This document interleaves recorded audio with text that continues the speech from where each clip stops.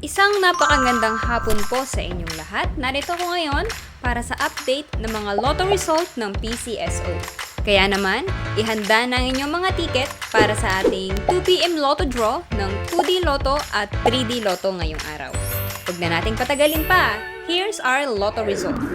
For 2D Lotto, the winning numbers are 31 and 24.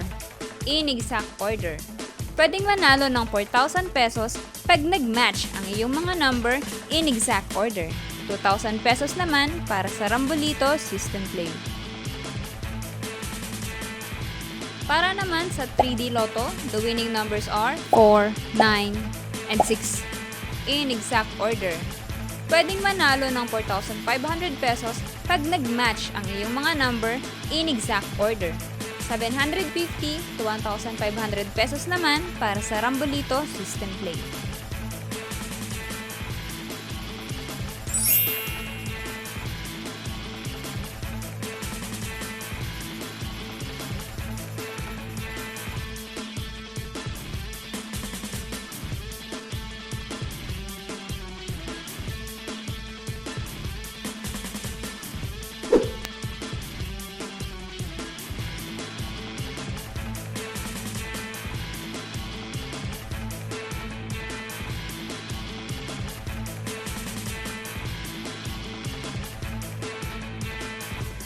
Po ay babala sa ating mga lotto players. Ang lotto ay live na binobola, kaya wala pong nakakaalam ng mga number na lalabas. Huwag pong magpapaloko sa mga nagsasabing alam nila ang lalabas sa game at sa authorized outlet lamang bumili ng ticket bago ang draw.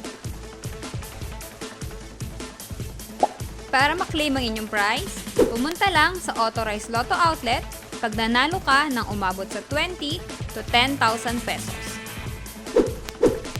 For more than 10,000 to 300,000 ang panalo nyo, sa PCSO branch na pinakamalapit sa inyong lugar, pwedeng i-claim ang prize with 2 valid IDs. At kapag ikaw naman ang jackpot winner, i-present ang iyong ticket with 2 valid ID sa PCSO main office located at Shaw Boulevard, Mandaluyong City.